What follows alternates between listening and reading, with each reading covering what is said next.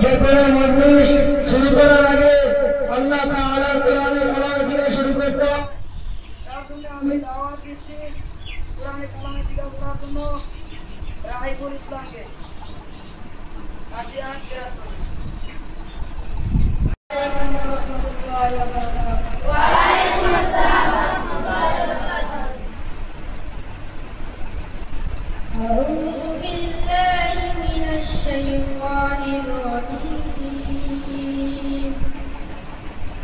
بسم الله الرحمن الرحيم. 8 أزواج من الضأن 2 ومن المعز 2. قل أذكرين حرم أم الأنثيين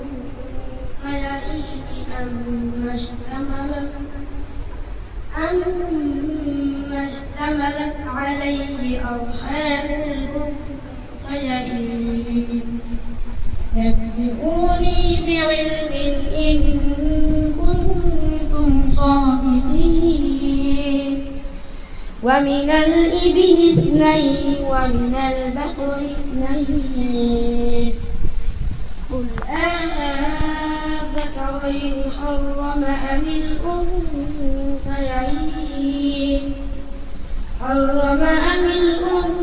الأنثيين أما اشتملت عليه أرحام الأنثيين.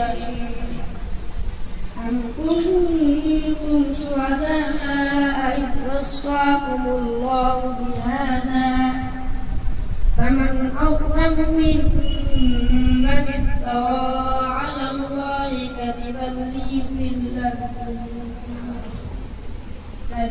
ليضل الناس بغير علم. إن الله لا يهدي القوم الظالمين. صدق الله العظيم.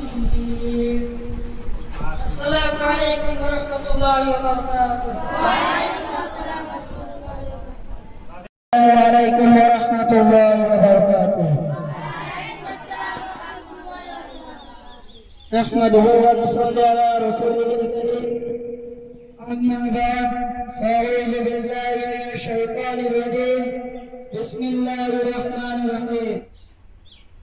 সমস্ত প্রশংসা সেই মহান রব্বুল আলামিনের জন্য, যে মহান রব্বুল আলামিন আমাদেরকে দশ সন্তানকে একত্র করিয়া এই মজলিসে বসার জন্য তৌফিক দিয়েছে।